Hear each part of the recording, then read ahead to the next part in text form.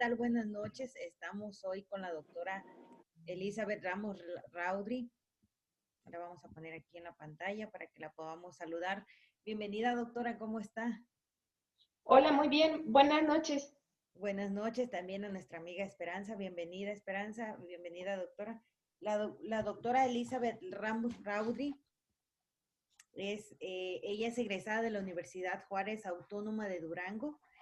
También es egresada del Instituto Nacional de Pediatría y también es egresada del Instituto de Neurología y Neurocirugía Manuel Velasco en México. Manuel Velasco Suárez en México. Es creadora y actualmente dirige también el programa de radio internacional que se llama Neurogenética Médica y Cotidiana en Radio Clareta, que más adelante ella va a tener la oportunidad de explicarnos un poco más de qué se trata este proyecto. También la doctora Elizabeth Ramos Raudry es la creadora del programa La magia del color de tus genes. Así que nos da muchísimo gusto, doctora Elizabeth, que pueda estar con nosotros. Muchísimas gracias por aceptar la invitación a estar aquí compartiendo sus conocimientos y también para que, pues esta entrevista la van a ver muchas personas, no sabemos quiénes exactamente, pero esperamos que usted que está viendo pueda aprender algo de esto y pueda también contactar a la doctora Elizabeth Ramos Raudry. También pueden contactarme a mí por si necesitan alguna información de ella.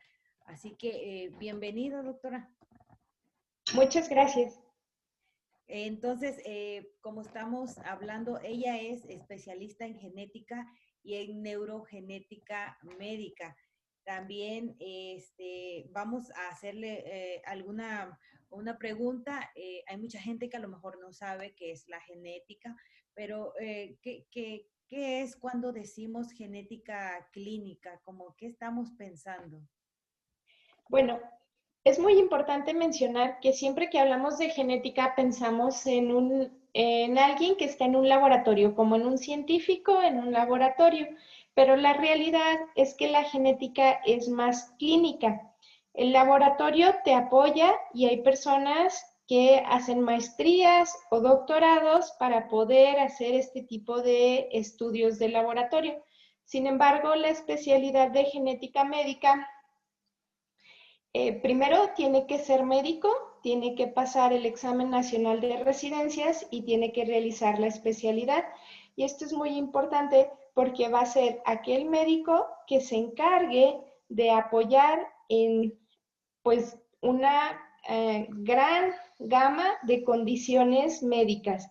Entonces, la genética tiene que ver desde el dolor de cabeza, desde la epilepsia, el Parkinson, la demencia, trastorno de déficit de atención, autismo. Es decir, existen más de 10,000 condiciones genéticas y pues hay que recordar que nosotros nos formamos a partir de la información de nuestros genes, que, bueno, hay dos informaciones, es decir, antes se mencionaba que teníamos de 23,000 a 26,000 genes en cada célula y a partir de ahí pues se empezaron a formar todas nuestras células, las de los huesos, las de los músculos, de los órganos, por eso la genética tiene que ver con todas estas ramas de la medicina.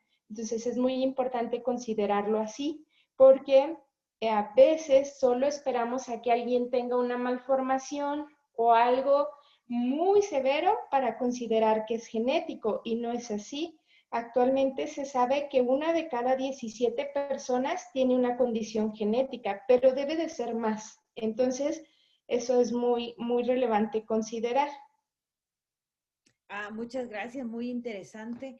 De esos en cuanto a lo que hace la genética. Entonces ya sabemos que tiene que ser un médico general, que tiene que presentar una especialidad, entonces tiene que estudiar más años, no es exactamente para que nos están viendo, que tal vez usted no es médico, es una persona muy preparada para poder ser un genetista clínico.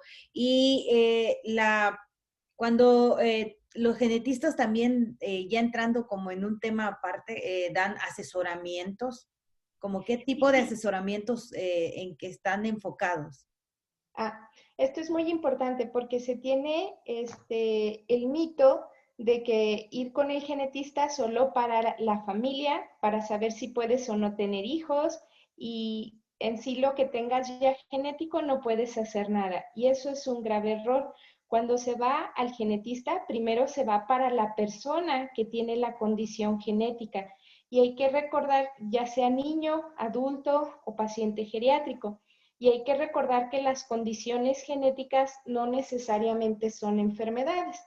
Sí hay condiciones genéticas que son enfermedades, por ejemplo, si alguien llega con enfermedad de Parkinson y es causada por mutación en alguno de los 19 genes que ocasionan Parkinson hereditario, entonces el mismo nombre dice enfermedad, pero la mayoría de las condiciones genéticas son condiciones humanas causadas por la variación anormal, o sea, no se esperaba esa variación en la información genética, y esta variación da como resultado características del individuo que pueden pasar muy normales, pero que predisponen a enfermedades, como que enfermedades, por ejemplo, en el caso de colagenopatías y alteraciones del tejido conectivo, pueden predisponer a depresión, ansiedad, fatiga, dolor, hipotiroidismo, problemas autoinmunes, etcétera. Entonces, de hecho, pensamos metimos un trabajo al Congreso Nacional de Genética, donde llevamos un grupo de pacientes que tienen estas alteraciones y tienen estos datos. Y si se fijan, la ansiedad, la depresión, incluso el hipotiroidismo es muy común en la población. El problema es que estamos en una etapa de transición. Por ejemplo, lamentablemente, no con todos los especialistas, pero por ejemplo, en algunos casos de algunos psiquiatras, llegan pacientes, 30 pacientes con ansiedad, y a esos 30 pacientes casi les dan las mismas indicaciones, sin buscar la causa. Y entonces yo estoy de acuerdo que muchas causas no, muchos pacientes con ansiedad no encuentras una causa específica, al menos a nivel fisiopatológico, pero no buscas, menos posibilidad tienes de encontrarla. Ok.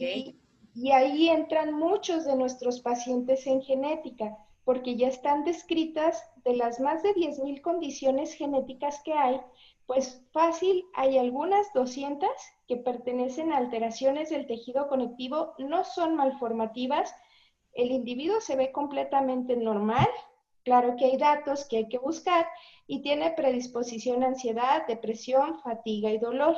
Y es muy importante identificar la causa, porque dependiendo de la causa es el tratamiento. O sea, no quiere decir que no vaya a requerir ansiolíticos, pero muy seguramente no ansiolíticos que son medicamentos controlados y que le llevan a adicciones. Entonces, es importante un manejo multidisciplinario y que, por ejemplo, hay psiquiatras muy brillantes que además del tratamiento sintomático se preocupan y buscan la causa y dan un manejo multidisciplinario, pero no ocurre esto en todos los casos. Entonces, como paciente, debes identificar que si no sabes la causa, vas a ser dependiente de un tratamiento sintomático y eso te puede llevar toda la vida con tratamientos sintomáticos y que te den complicaciones secundarias.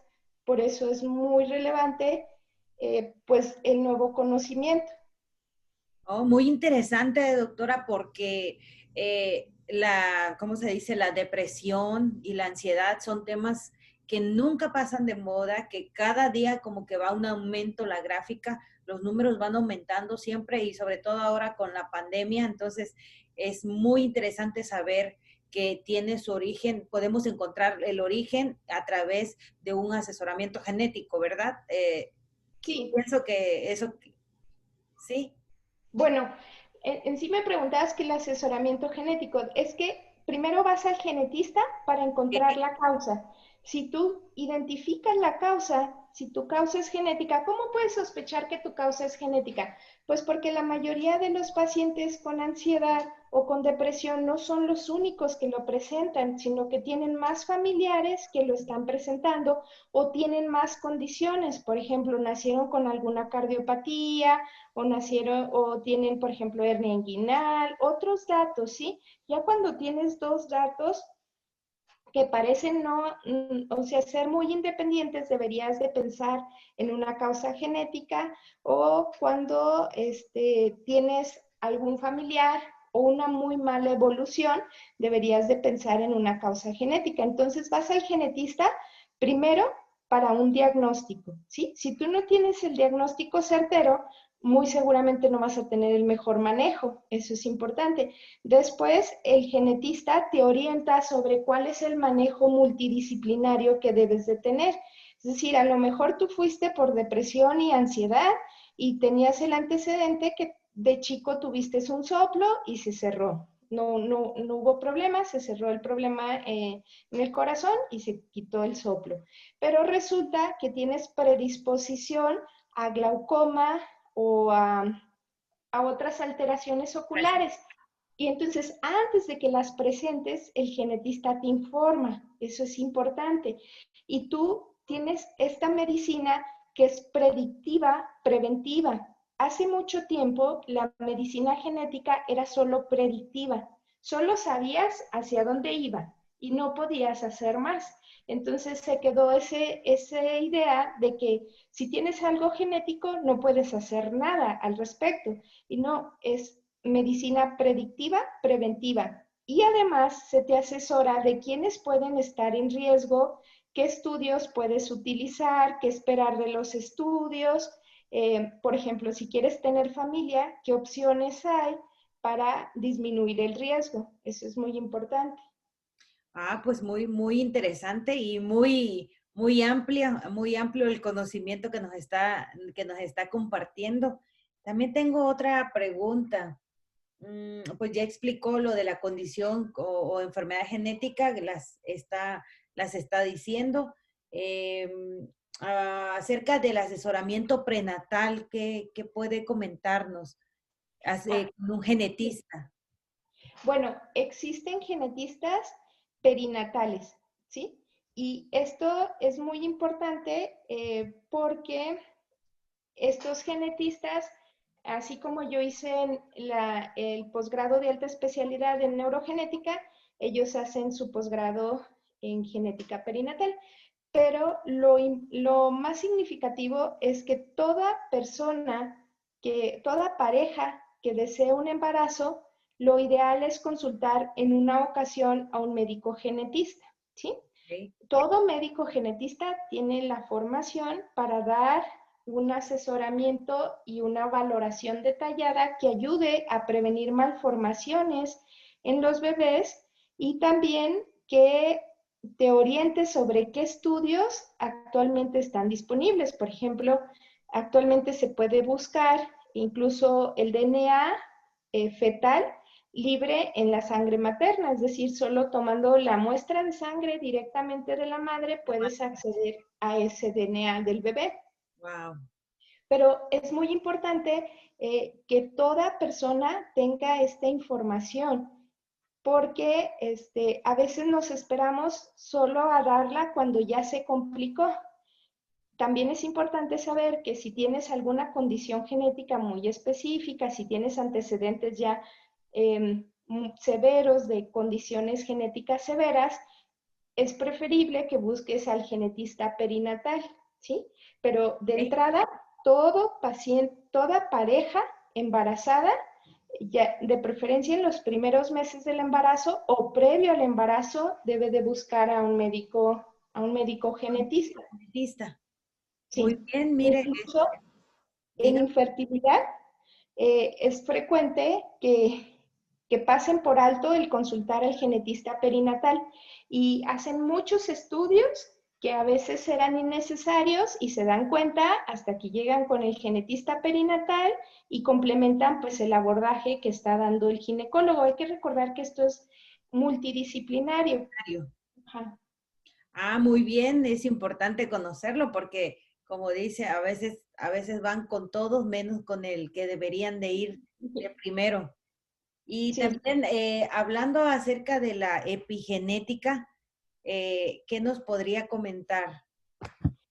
Este es un campo muy amplio y novedoso, pues, en el sentido de que a través de los factores ambientales podemos modular la expresión de nuestros genes. Es como prenderlos y apagarlos. Y Oh, esto es muy importante porque, por ejemplo, comentábamos un poco sobre la ansiedad. Voy a poner este ejemplo porque es muy común, porque a veces cuente. menciono alguna condición que nadie ha presentado, que no conocen y lo ven tan lejano y a veces no es lejano, sino no lo han identificado. Pero bueno, la ansiedad le queda claro a la mayoría. Entonces, por ejemplo, la vitamina D es factor de transcripción, es decir, cuando llega la vitamina D a su receptor, empieza a actuar y activar o reprimir la expresión de genes, pero son muchos genes, de tal forma que la pura deficiencia de vitamina D puede llevarte a ansiedad, a problemas de tiroides, a problemas autoinmunes, a dolor muscular. Entonces, Wow. puede ocasionar una serie de complicaciones muy importantes. De hecho, tiene un papel muy importante en las alteraciones del tejido conectivo, es decir, personas que con condiciones genéticas tienen predisposición a perder esta vitamina y desarrollan una serie de eventos que, como ya mencionamos, los llevan a depresión, ansiedad, fatiga y dolor. Entonces es muy importante considerar cómo algo que está en el ambiente, que en este caso pues sería la vitamina D, puede simular la pérdida de muchos genes y entonces darme problemas como lupus eritematoso, o sea, problemas serios, no problemas leves, artritis reumatoide. Entonces es importante identificarlo a tiempo y con los estudios adecuados. O sea, no es nada más lo que dice el médico, sino lo que va reportando también el laboratorio y confirmando ese diagnóstico. Gracias, muy, muy interesante porque hay personas que creen que tomar vitamina D no es necesaria, que porque el sol, lo he escuchado, que porque el sol ya te lo da, pero hay Bueno, personas, es que hay personas que no van a requerir consumir la vitamina, pero hay personas que están predispuestas a perder esta vitamina, que la que tienen en la alimentación no les va a ser suficiente. Incluso aunque se expongan mucho al sol, hay varios estudios muy interesantes al respecto de poblaciones que están muy expuestas al sol y salen con deficiencias muy significativas.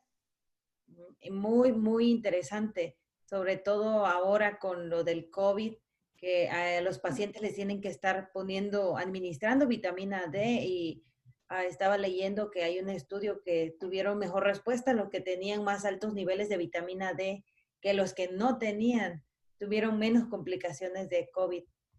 Sí, sí, de hecho, 5 puntos de diferencia que no es tanto para los rangos que se manejan en la vitamina D, hacían la diferencia entre que el paciente requiriera intubación o fuera una forma moderada a leve.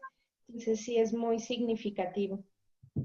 Sí, y eso es muy importante. Aparte de la vitamina D, por ejemplo, se puede mencionar alguna otra cosa alguna enfermedad frecuente que esté relacionada con la epigenética. Bueno, hay muchas enfermedades que tienen que ver con alteraciones epigenéticas. Por ejemplo, durante el embarazo no se debe de consumir café. Es muy importante en el embarazo no consumir café ni los niños. Los niños no deben de consumir café. Esto no se sabía antes. Por ejemplo, todavía en el 2018 salían guías que decían opciones cuando sí y cuando no puede consumir café la mamá que está embarazada. Por ejemplo, si tenía mucha ansiedad, si tenía que de repente se le subiera la presión, etcétera, entonces no era conveniente que consumiera café, etcétera. Pero se sabe que el consumo de café incluso puede ocasionar malformaciones y ocasiona alteraciones a nivel epigenético. También se sabe, por ejemplo, que los padres con estrés postraumático heredan un fenotipo ansioso depresivo a los hijos. Y este tipo de herencia se llama epigenética transgeneracional y ya se ha estudiado, de tal forma que los padres con estos eventos de estrés postraumático tenían en los espermatozoides, heredaban RNAs no codificantes que transmitían esta información y el bebé ya nacía con ansiedad y con depresión. Entonces está bastante interesante para las futuras generaciones. También, por ejemplo, los padres que tienen un alto consumo en bebidas carbohidratadas, pero alto consumo como 2 a 3 litros por día, que a nosotros Sí se nos hay, haría sí hay. muchísimo, pero hay gente que sí lo consume, puede generar alteraciones epigenéticas que incluso predisponen a cáncer, a síndromes que ya están identificados, que son generados por epimutaciones y que pueden llevar a predisposición a cáncer en los bebés o a, por ejemplo, que la mitad del cuerpo sea un poco más grande que la otra mitad, o sea, ciertas alteraciones que ya están muy bien descritas al respecto. Pues Y eso es epigenética. es muy interesante porque así como hay mucha gente que consume café durante el embarazo, que consumen refrescos carbonatados, demasiadas azúcares o que se la pasan comiendo cosas enlatadas durante el embarazo, es muy importante que sepan de la epigenética. Justo lo que acaba de decir, yo no lo sabía, entonces estoy aprendiendo y así como yo, estoy segura que hay mucha gente que lo va a aprender del por qué es importante, porque sí veo en la actualidad mucha gente consumiendo los productos que dan que dan estos problemas ¿cómo se llama? De la formación del bebé, del producto. Y también como la exposición, como a radiaciones, a todo lo que tenga que ver con Wi-Fi, también eso se puede considerar como parte de la epigenética para una malformación o una condición genética.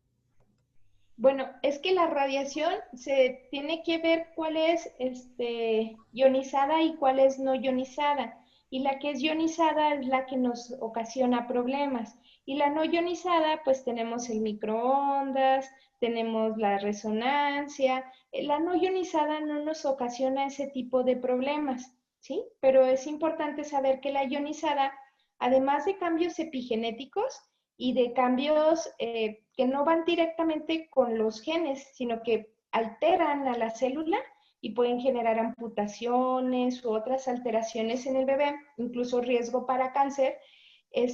Además de esos cambios, existen cambios a nivel cromosómico. Entonces, alguien que se expone a radiación puede tener hijos con síndromes cromosómicos, ¿sí?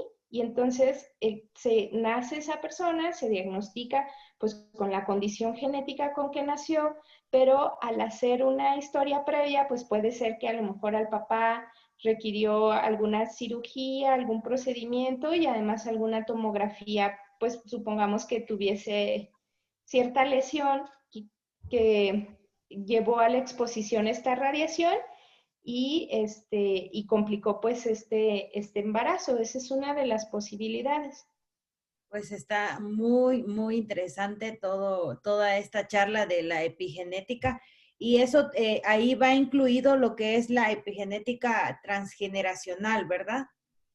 Sí, bueno, la epigenética transgeneracional es importante porque si yo empiezo a fumar y todavía no he tenido hijos, voy a generar cambios en muchos genes y esos cambios en la regulación, en la expresión de esos genes, y esos cambios los voy a heredar. Eso es importante. Y no va a ser solo a la primera generación, o sea, son a varias generaciones.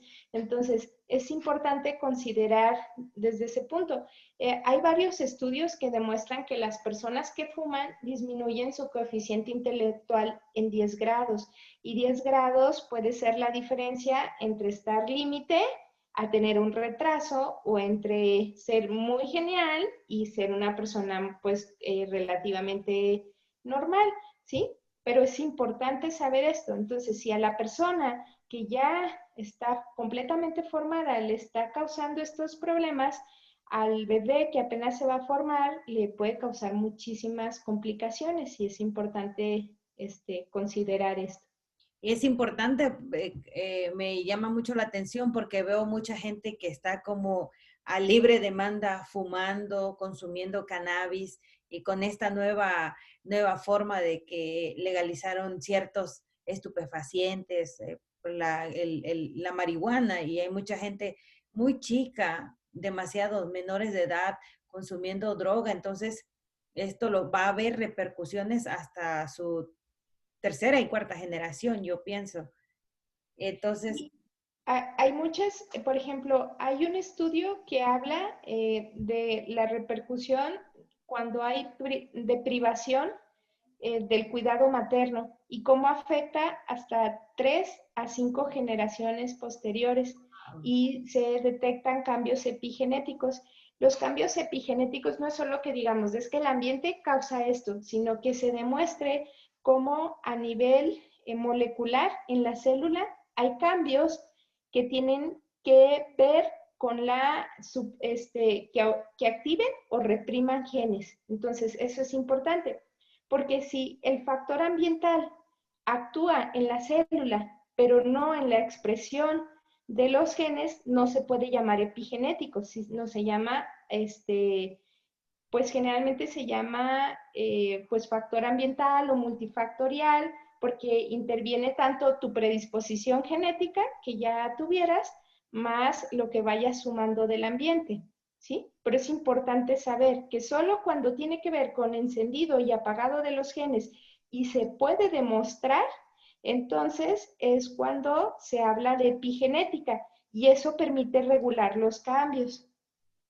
muy bien. Gracias por dar esa explicación de cuándo Sí, es una porque cosa a veces se confunde uno piensa que todo lo ambiental es puede, epigenético. ajá, y no, hay que saberlo porque cuando hablas de epigenética, puedes, si tú ya sabes qué es lo que causa eso, quizá también sepas cómo prevenirlo y cómo modificarlo. Entonces, por ejemplo, si ya sabes que, por ejemplo, la vitamina C va a tener ciertas funciones epigenéticas en ciertas enzimas, pues ya sabes qué va a pasar cuando esté deficiente o cuando tú la suplas.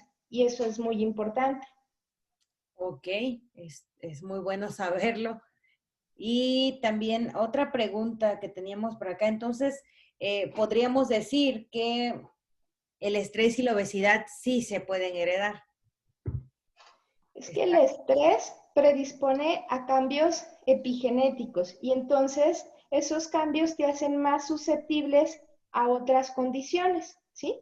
Por ejemplo, te pueden hacer susceptible a ansiedad, a depresión, a obesidad, etcétera, a diabetes en la etapa adulta, etcétera. Pero no es que se herede el estrés, sino que la epigenética es una forma, un mecanismo como de evolución que le va avisando al individuo, por eso nace ansioso, porque le va avisando que el ambiente a donde viene es más hostil, ¿sí? Pero, o sea, lo increíble es que a veces ni siquiera conocen al papá, sino que esa información venía en el espermatozoide a través de estos RNAs no codificantes, no llegan a conocer al papá, pero parece que él los educó, pues, bajo ese estrés que él tenía y el bebé presenta la ansiedad, presenta ciertos datos. Entonces, es un mecanismo de evolución que te prepara, pero el problema es que a veces ese estrés que sufrió esa persona, por ejemplo, las personas del holocausto y otro tipo de situaciones, no se va a repetir en las otras generaciones. Sin embargo, ya nacen con esta ansiedad que sí les va a traer otros problemas a largo plazo. Muy bien. Sí, lo del holocausto es algo que he escuchado muchas veces, que lo transmitieron. Y tenemos una pregunta de nuestra Sí. amiga Esperanza. Ella quiere saber si las convulsiones se heredan. Me Ok, imagino que las convulsiones epilépticas. sí. Bueno, una mínimo, una tercera parte de las personas que convulsionan tienen algo genético, una condición genética.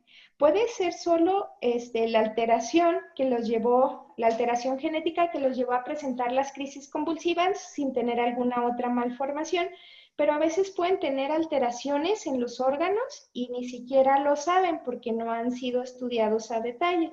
Ahora, es más frecuente que las convulsiones que se hereden se vean en etapa de la infancia, pues, pero eso no descarta las convulsiones en la etapa adulta. Hay ciertas condiciones genéticas que van a presentar convulsiones también en etapa adulta. Pero, por ejemplo, en etapa adulta es muy frecuente que sea por neurocisticercosis, que sea por traumatismo, por otras situaciones, incluso por infección, etcétera. Pero sí es importante consultar al médico genetista o de preferencia neurogenetista. Y él ya buscará los datos para saber si es genético o no es genético y orientar sobre el mejor manejo.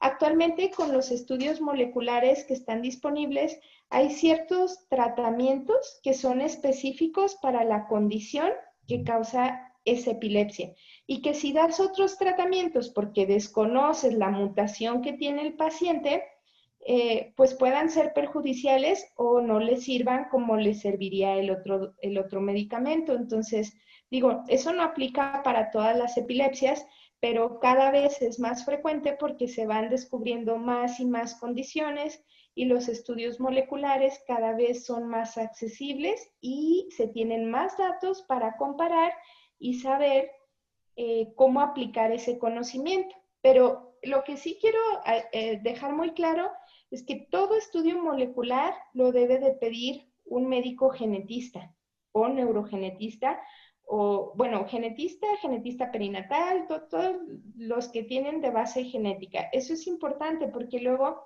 los demás especialistas piden estos estudios y hasta que dice, este estudio no confirma ni descarta el padecimiento, entonces te envían al paciente y muchas de las veces ya lo hicieron gastar mucho, o sea, el paciente va muy desorientado en base a esto Polarizado en algunas veces. sí, entonces no se vale esa parte porque, o sea, cada quien tiene una formación que le permite explicar y hay que explicar al paciente antes de pedir un estudio, no es como le voy a pedir el estudio y a ver qué sale. Yo le debo de decir las posibilidades y en cada posibilidad le debo de decir lo que se va a hacer, ¿sí? De tal forma que cuando llega el estudio, el paciente debe saber qué le va a salir ahí. Por ejemplo, a veces piden estudios para, supongamos, para una enfermedad neurodegenerativa. Y cuando piden el exoma o así, o algún estudio más grande, y aparece algo que tiene que ver con cáncer, y el paciente no estaba preparado para saber que él tenía ese riesgo, y a veces los riesgos no son bajos, son de 80, 87%, o en ¿Ya? el caso de demencia hasta de 100%, o al revés, el paciente va por un estudio para cáncer y resulta que le dicen que va a tener Parkinson o demencia, etcétera, y a lo mejor es un paciente joven que es dentista, por ejemplo, que tener Parkinson es totalmente incompatible con su profesión o cirujano, entonces realmente a veces incluso un mal asesoramiento puede llevar a que el paciente tome decisiones erróneas, incluso que llegue al suicidio. Entonces es muy importante considerar esto. Hay diagnósticos sintomáticos porque el paciente ya trae algo y hay que identificar lo que le está pasando, pero hay diagnósticos presintomáticos. Cuando yo tengo familiares y quiero saber si yo puedo presentarlo, cuando son presintomáticos, hay ciertas normas de bioética que tenemos que seguir. Entonces, se tiene que pedir una valoración previa, etcétera. O sea, no solo se ordena el estudio, y eso es importante aclararlo, porque a veces algún especialista que no sea genetista lo pide sin tener en cuenta estas normas bioéticas, o bien el paciente piensa que solo por ir a pagar el estudio molecular se le Ya. va a hacer. Y no, o sea, antes de eso tiene que pasar cierta evaluación. Y si él pasa esa evaluación, entonces se le puede ofrecer ese estudio. ¿Por qué? Porque te aseguras de que le vas a ayudar y no le vas a perjudicar. Eso es muy importante. Tú no puedes traer a un niño, por ejemplo, a la consulta y venir a hacerle estudios para ver si él va a tener demencia o Parkinson o cosas que no va a presentar cuando es niño. Él tiene que decidir cuando sea adulto, ¿sí? Porque tiene muchas implicaciones a futuro que salen del alcance de los padres. Y entonces a veces se sienten como que los limitas, pero no es así. Es en beneficio del paciente que se crearon estas normas de bioética. Muy interesante. Yo me acuerdo que cuando hice el internado, yo soy médico general, cuando hice el Sí. internado en el hospital pediátrico en Villahermosa, Tabasco, se llama Doctor Rodolfo Nieto Padrón, me acuerdo que pedían mucho el mapa genético, y ahí fue cuando vi que hubiera muchos niños que salieron con hermafroditismo y con esta doble condición, y le preguntaban al papá, ¿quieres que te lo dejen como niño o quieres que te lo dejen como niña? Pero se lo decían así como dice usted, como si le tuvieran tirando una cubeta de agua, porque Sí, normalmente si te nace un niño con las condiciones de niño, tú no estás pensando que su mapa genético tiene otra cosa. ¿Qué pasa con este tipo de pacientes? bueno, lamentablemente en el país estamos muy mal en cuanto al conocimiento de bioética. Digo, hay gente excelente y que trabaja muy bien, pero no es la mayoría. Entonces, esto es importante. Primero, debes de ir con un genetista que sea certificado, ¿sí? Eso te da un aval de que hizo la especialidad. Hay gente que hizo doctorado, y que son muy buenos para las partes como de lectura, las partes de memoria, las partes de laboratorio, pero no tienen la formación para ver al paciente y a pesar de eso lo ven. Entonces es importante, primero, que sea certificado para que pues tenga su especialidad. Siguiente, en las alteraciones de la diferenciación sexual, que serían estas que tú comentas, siempre debe ser un equipo multidisciplinario. No es que llegue el cirujano y decida, no es que el papá o la mamá decida, porque luego trae repercusiones para el resto de la vida de esos individuos. Entonces, es muy importante esta parte. Necesitan estudios por urología y por endocrinología. Entonces, si te fijas, es un equipo multidisciplinario que si se equivocan, puede ocasionar, por ejemplo, estas alteraciones de la diferenciación sexual a veces predisponen a cáncer, que le puede costar la vida al paciente, o a veces predisponen a trastornos psicológicos importantes porque asignan el género equivocado, pues el sexo equivocado, lo asignan erróneamente, hacen las operaciones y pues estas personas Triste. sufren el resto de su vida. Entonces, sí es muy importante. A veces tienes que explicarlo a papás que vienen de la sierra, que Sí. no tienen mucha escolaridad y debes de también tener esa parte humana y ponerte empático con la persona, tratar de explicarle, o sea, de por sí, para ellos eso es casi como brujería, porque jamás lo habían escuchado, no lo esperaban para ellos y es un problema muy importante para la familia. Entonces, yo creo que es muy válido que si tienes otra especialidad y en un momento no sabes, pues consultes, ¿sí? Interconsultes y le digas, bueno, pues vamos a ver cuál es su mejor opción, etcétera, qué opciones tiene, cuál pudiera ser las mejores opciones y al final quien decide es el paciente. También eso es muy importante. Igual en estos casos de alteración de la diferenciación sexual, pues no es que decida la mamá o el papá, sino que se les explica qué es lo que está pasando. Pero en las otras condiciones sí es importante entender que quien decide es el paciente, que nosotros solo damos la información y que no hay que sesgarla, porque a veces nosotros pudiéramos pensar que le hacemos un favor a la persona diciéndole, debes de elegir esto, ¿sí? O esto es lo que tú tienes que hacer y tú no sabes, por ejemplo, incluso en un estudio molecular, tú no sabes qué problemas tenga la persona y a lo mejor por hacer ese estudio ya no le da el tratamiento al niño y puede ser más perjudicial. O sea, ¿es importante el estudio? Sí, pero también no es urgente. A lo mejor esperar un mes puede hacer la diferencia entre que esa familia consiga el modo de hacerle ese estudio molecular sin que se meta en tantos problemas, sin que ocasione pues un conflicto familiar y mucho más problemas al paciente que beneficio. Ah, ok, muy, gracias, doctora, muy interesante. Y pues así podríamos seguir mucho, preguntando muchas cosas, pero la doctora Elizabeth Ramos Raudri tiene una página en internet y también tiene, porque tiene en su página de YouTube, la vamos a enseñar, no es su página, es su canal. Entonces, si me permite, vamos a mostrar el canal que tiene en YouTube para que puedan suscribirse y también para que puedan checar. Aquí está, se llama Audrey Neurogenética. Lo estamos viendo y ahorita vamos a dejar que la doctora nos mencione qué podemos encontrar en esta página. La pueden encontrar en YouTube como Audrey Neurogenética y aquí tenemos varios temas. No sé si pudiera hacernos alguna recomendación específica acerca de su página.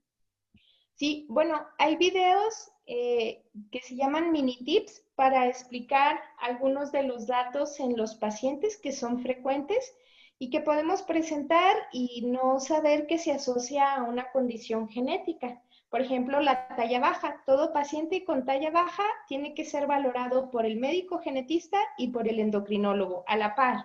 No es que primero me ve el endocrinólogo y si él cree que debo de ir a genética, entonces me envía. No, es a la par. También está los episodios del programa de radio Neurogenética Médica y Cotidiana, que es nuestro programa pues de radio internacional. Y también hay videos sobre alteraciones de la marcha, etcétera. Ya son videos como más específicos explicando a las personas y poniendo un ejemplo en los pacientes. Por ejemplo, uno de los que hay es sobre fasciculaciones musculares y son esos como brinquitos que a veces pasan en el párpado o en los músculos y que la mayoría de las veces está relacionado con ansiedad, pero hay otras condiciones que lo pueden presentar. Entonces, eso es lo que principalmente pudieran encontrar en el canal de YouTube.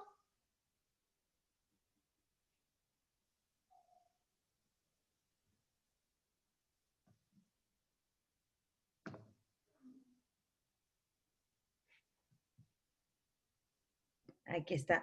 Ok, muchísimas gracias, doctora. Lo estoy mostrando aquí en Facebook a través de mi teléfono porque queremos decirle que estamos grabando esta entrevista con la doctora Elizabeth Ramos Raudri y la vamos a subir inmediatamente cuando terminemos y estamos mostrando su canal en YouTube. Se llama Audrey Neurogenética, pero también ella tiene una página en internet que se llama y de igual forma, Audrey Neurogenética, aquí la tenemos para que también la puedan revisar esta página. No sé, doctora, si le gustaría hacer alguna recomendación específica de su página que se llama Audrey Neurogenética y Genética Clínica. Sí, bueno, esta página está diseñada para brindar más información también a médicos generales, a profesionales de la salud, a médicos especialistas. Incluso ahorita estamos con un diplomado.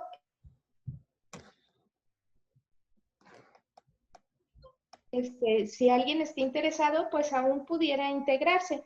Apenas comenzamos, llevamos 2 o 3 semanas que comenzamos y aún es posible integrarse al diplomado por si les interesa. Y próximamente tendremos una plataforma iconográfica, es decir, que va a contar con miles de fotos de los pacientes, pero con el consentimiento informado y con las normas bioéticas pero esta página nos ayuda a identificar las alteraciones y nombrarlas, ¿sí? Aunque sean leves, y ver el grado de severidad que se tiene, porque a veces la misma malformación en una orejita que pasa desapercibida puede ser muy severa en otro paciente, ¿sí? Entonces es importante ver esto, y la idea es también tener videos que muestren los signos neurológicos para que al personal de salud, a los médicos y a los biólogos les sea más fácil el aprendizaje y la aplicación de los conocimientos que adquieren. Entonces, esa página, esa plataforma iconográfica solo estará disponible para médicos, biólogos y profesionales de salud. Entonces, llenan un formulario y mandan su cédula. Nosotros corroboramos que realmente los datos que nos dan corresponden a la cédula y se les da una clave de acceso que es totalmente gratuita. La idea es que todos podamos tener acceso a los nuevos conocimientos y que podamos aplicarlos, porque a veces los artículos te describen las alteraciones, pero si no tienes la formación específica, pues no puedes aplicar todo lo que viene ahí. Cuando te llega otro paciente, ya con alguna variación, ya no sabes si es el paciente, si corresponde a lo que tú viste en esa condición o será otra condición diferente. Entonces, esa es Ok. la finalidad.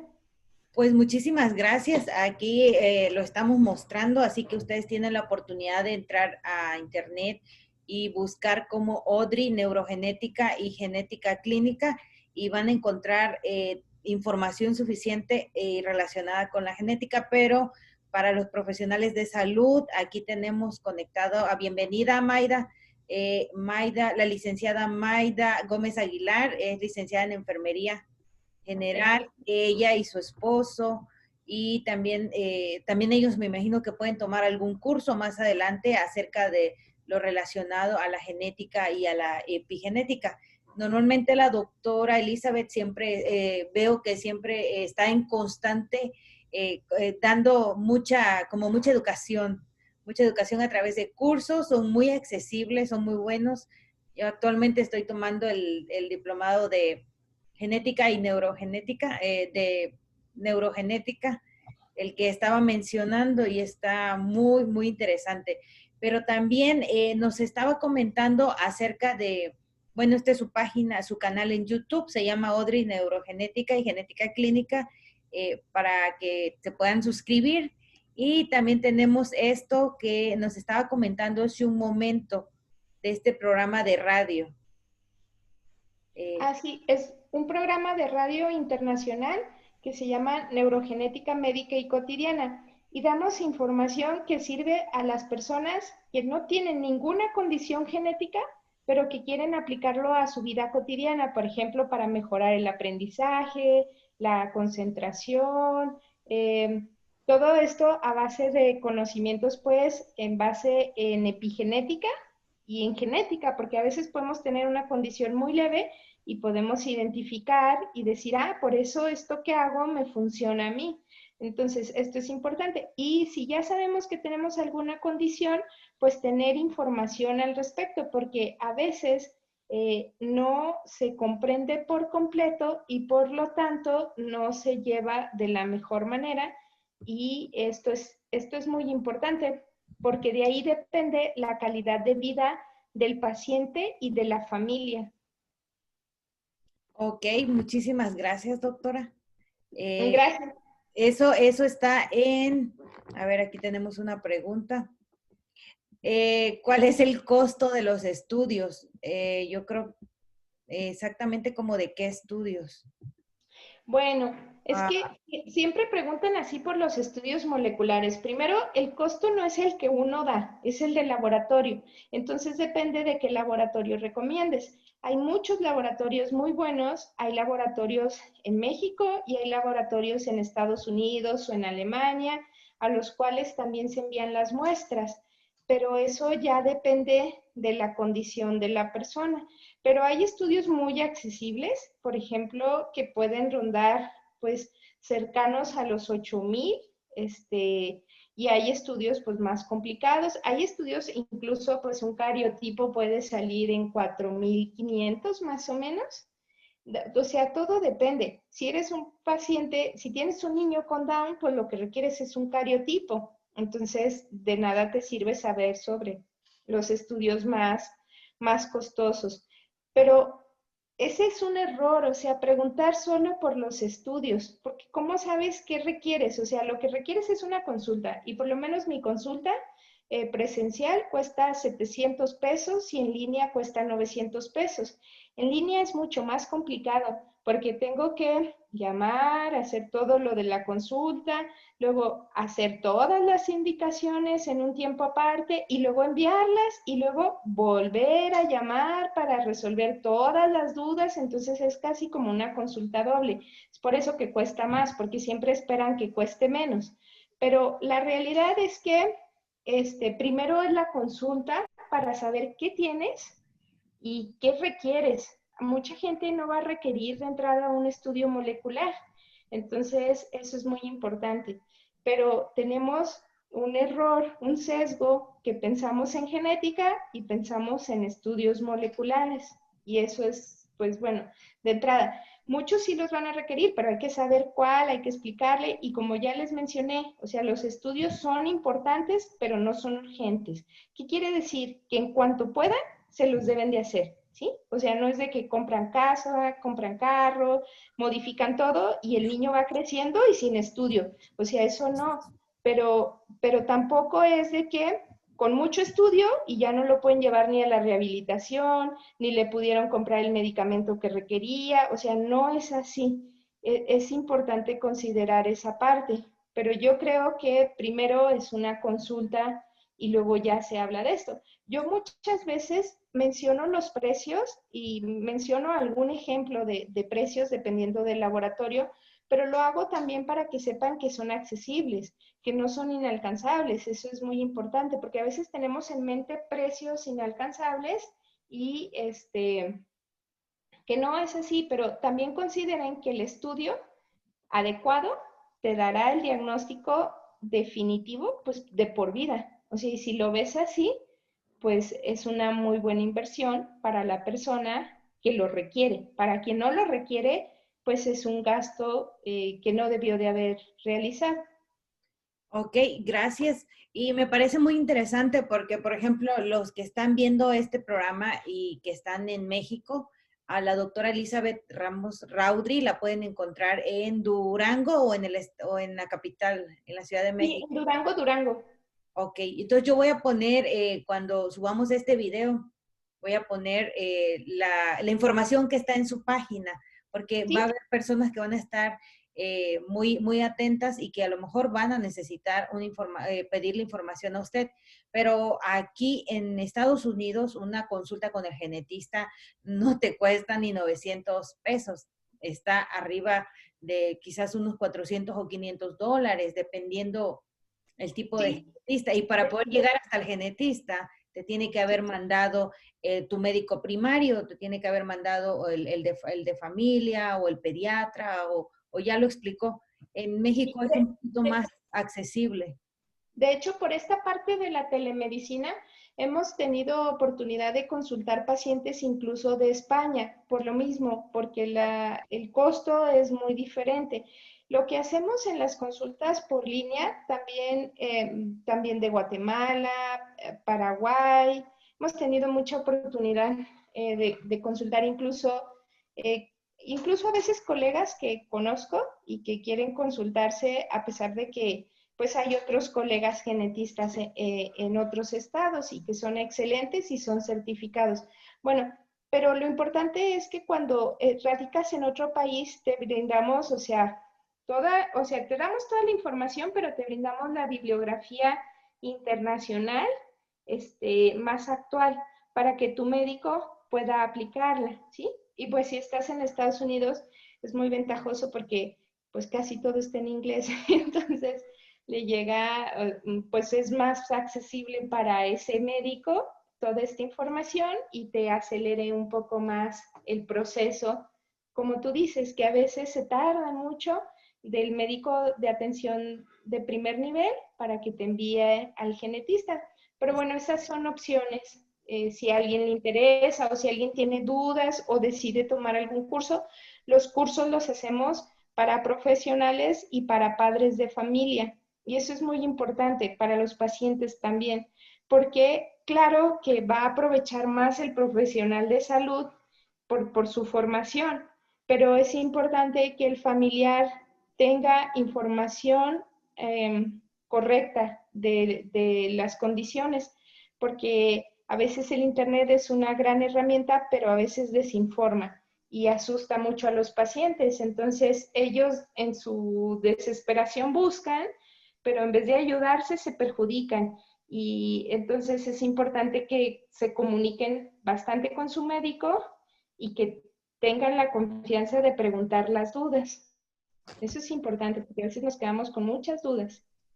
Sí, es cierto, siempre pasa eso. Qué bueno que menciona que hay oportunidad de que si hay alguna persona que vive aquí, se pueda comunicar con usted y luego el lenguaje, que prácticamente aquí es una barrera. En algunos hospitales sí hay traductores, a veces te traducen bien, a veces te traducen de forma un poquito errónea, pero la ventaja que si hay alguien que tiene una duda acerca de genética y quiere una consulta con la doctora Elizabeth, le puede hacer una cita con ella y yo me imagino que tiene varias formas de sistema de pago para pagar su consulta. Toda Sí, consulta, quiero dejarlo claro, toda consulta con la doctora genera honorarios, así que todo tiene que ser pagado. No es de que te voy a hacer una preguntita y ahí queda. Es porque ella está dando su tiempo y bueno, al menos de que sea una pregunta realmente de otro dato, pero a veces esa pequeña pregunta y te envían todo el caso clínico, la historia de años y así, pues así no se puede. O sea, yo creo que es con seriedad y yo creo que el compromiso del médico, por ejemplo mío o de los demás colegas genetistas, siempre es mucho el compromiso de parte del médico y también debe de serlo de parte del paciente a la medida en que los dos estén comprometidos y les interese, porque a veces uno está explicando y el paciente está cachando moscas porque no le interesa. O sea, solo quiere una solución rapidísima como una pastillita y que sea mágica. Pues eso no existe, ni siquiera en las otras especialidades. Entonces, en la medida que el compromiso es de ambas partes, la persona pues puede obtener la mejor atención y por lo tanto mejorar por completo su condición. Pero eso es importante, es de ambas partes. pues muchísimas gracias, doctora. Es muy importante saber todo lo que dijo. Hay muchos temas, por ejemplo, el del por qué tomar cocoa o de la enfermedad del Alzheimer, de cómo podemos evitar, de cómo acercarse con el genetista. A lo mejor en una próxima fecha usted nos pudiera explicar algo acerca de estos temas. Bueno, hay que aclarar nada más un punto porque luego hay personas que de ahí se agarran para decir cosas incoherentes, pero bueno, hay condiciones que por la mutación que tienen no puedes evitar que la presenten, pero sí puedes ayudar al paciente a que llegue en una mejor condición, que quizá, por ejemplo, en vez de llegar a demencia, llegue a deterioro cognitivo leve, o sea, o que el grado de demencia no sea tan severo como sería sin ninguna atención. Pero no todas las condiciones son así. En muchísimas se puede prevenir muchas complicaciones. Entonces, nada más dejar como eso claro, que si hay condiciones que son muy severas y que aunque hagas lo máximo, no podrás evitarlas, pero siempre puedes hacer algo por el paciente y la familia y ayudar bastante, ¿sí? Eso es importante dejarlo claro. Ok, muchísimas gracias por esa aclaración. Disculpe, me estaba entrando una llamada y no sabía cómo apagar el teléfono, pero ya. Doctora, pues muchísimas gracias por este tiempo que nos dio. Voy a poner la información en el video para que se puedan contactar con usted. Nos da muchísimas gracias. A mí me da mucho gusto que usted nos esté compartiendo su conocimiento. en este breve. Gracias. Así que le agradecemos y yo estoy segura que mucha gente le va a servir como me está sirviendo a mí.